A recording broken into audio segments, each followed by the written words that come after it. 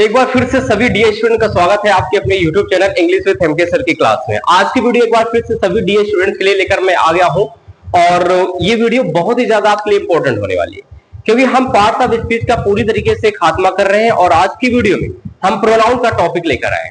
भाई साहब, प्रोनाउन क्या होता है, कैसे एग्जाम्पल बनाते हैं, प्रोनाउन कितने प्रकार के होते हैं, हर प्रोनाउन का एक ऐसा ट्रिक्स मैं आपको बताऊंगा जो कभी आप नहीं भूलेंगे।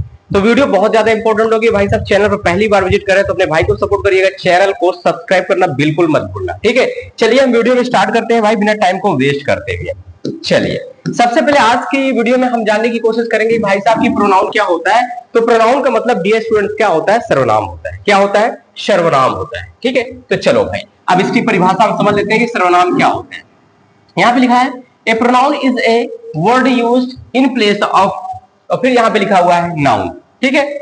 मतलब कि प्रोनाउन यानी कि सर्वनाम वह होता है जो संज्ञा के स्थान पर क्या किए जाते हैं भाई साहब, प्रयोग किए जाते हैं। मतलब आपको अगर हम सही बात से बताएं, अभी तक हम लोग नाउन पढ़ रहे थे, तो नाउन में डियर स्टूडेंट्स आपने क्या पढ़ा था? A noun is the name of person place और थिंग। किसी व्यक्ति वस्तु स्थान के नाम को संज्ञा कहते हैं। बट यहाँ पे सिचुएशन चेंज, यहाँ पे आपको जो पढ़ना है वो है pronoun. Pronoun is word use in place of noun. अब सर्वनाम वह होता है जो संज्ञा के स्थान पर प्रयोग किए जाते हैं। अभी कहोगे सर अभी तो ये मजा नहीं आया भाई, कैसे हम मान लें कि संज्ञा के स्थान पर प्रयोग किए जाते हैं। तो चलिए हम एग्जांपल समझने की कोशिश करते हैं। चलिए जिससे यहाँ पे क्वेश्चन है, Rakesh did not go to school. Rakesh जो है कहां नहीं गया प्यारे बच्चों?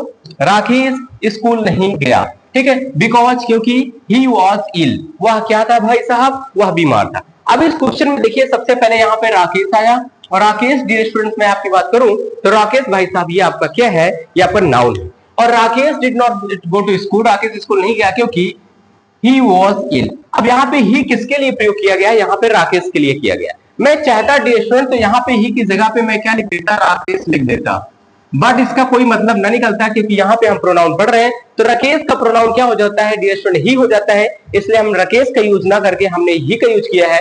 तो आपसे अगर कोई पूछे यहाँ पे ही क्या है, तो डियर स्टूडेंट्स ही आपका प्रोनाउन हो जाता है और राकेश जो है भैया वो आपका क्या हो जाता है, नाउन हो जाता है। ऐसे कोई भी क्वेश्चन आएगा इजीली आप समझ जाएंगे, बस आपको थोड़ा सा क्या करना है, ध्यान देना, ठीक। चलो भैया, तो ये हो गया डियर स्टूडेंट प्रोनाउन। अब सबसे बड़ी बात क्या हो जाती है डियर स्टूडेंट ना, कि ये जानना जरूरी हो जाता है हमारे लिए कि भाई साहब प्रोनाउन कितने प्रकार के होते हैं। प्रोनाउन कितने प्रकार के होते हैं डियर स्टूडेंट? प्रोनाउन कई प्रकार के होते हैं, इसमें कुछ क्लियर नहीं होता है, ठीक है।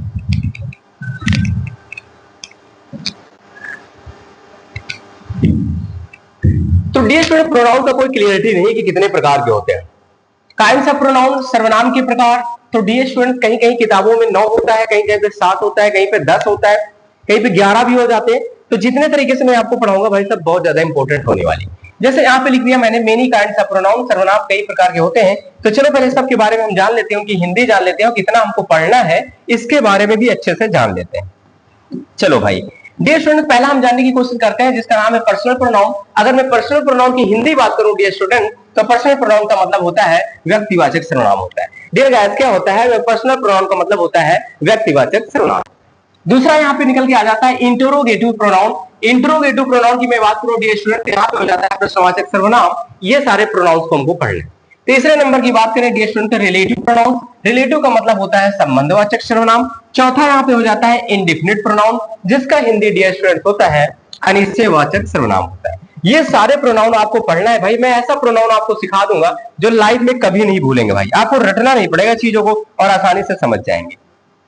चलिए नेक्स्ट है डिमॉन्स्ट्रेटिव प्रोनाउन। इसका मतलब होता है संकेतवाचक सर्वनाम। एंड नेक्स्ट है आपका 6 नंबर डिस्ट्रीब्यूटिव प्रोनाउन। अगर मैं हिंदी इसकी बात करूं डियर स्टूडेंट तो भी होता है विभाग सूचक सर्वनाम होता है। यहीं पे बात करूं रिफ्लेक्सिव, यहीं पे मैं बात करता हूं रिफ्लेक्सिव प्रोनाउंस का, इसका हिंदी होता है निजवाचक सर्वनाम होता है, ठीक है। और नेक्स्ट आपका 8वां नंबर हो जाता है एम्फैटिक प्रोनाउन, तो इसकी हिंदी हो जाती है दृढ़ता सूचक सर्वनाम हो जाता है। और यहीं पे मैं बात करूं 9th नंबर रेसिप्रोकल प्रोनाउन, तो डियर स्टूडेंट्स यहाँ पे हो जाता है परस्परवाचक सर्वनाम हो जाता है। और लास्ट में 10th नंबर की बात करूं तो पॉजेसिव प्रोनाउन, इसका मतलब होता है अधिकरण सर्वनाम। तो डियर स्टूडेंट्स हम लोगों को कितना प्रोनाउन पढ़ना है? हम लोगों को 10 प्रोनाउन पढ़ना है। बहुत ही मजा आने वाला है भाई। सभी लोग चैनल को नहीं सब्सक्राइब किया ना तो बहुत बड़ी गलती कर रहे हैं, क्योंकि ऐसी चीजें आपको सीखने को जल्दी से नहीं मिलेगा इतना डीपली और इतना बेहतरीन। जो आप हमेशा रटते, मैं आपको रटना छुड़वा दूंगा भाई, ये मैं दावे के साथ कहता हूं, मैं आपको रटना छुड़वा दूंगा, ठीक है। आप रटोगे नहीं चीजों को भाई साहब, ठीक है, तो सभी लोग चैनल को सब्सक्राइब कर लो, बेल आइकन ऑन कर लो, क्योंकि हर रोज वीडियो होती है अपलोड। ठीक है, और तैयारी हो रही है 100/100 लाने की। ठीक है, आज की वीडियो में हमने बात किया प्रोनाउन क्या होता है, प्रोनाउन के कितने पार्ट होते हैं। अब ऐसे हम बारी बारी से वीडियो लाएंगे सबका। पर्सनल प्रोनाउन क्या होता है, क्या इसका यूज होता है, इंट्रोगेटिव प्रोनाउन क्या होता है, क्या इसका यूज होता है, सब कुछ वीडियो में बात करेंगे। तो भाई साहब मिलते हैं नेक्स्ट वीडियो में। जय हिंद।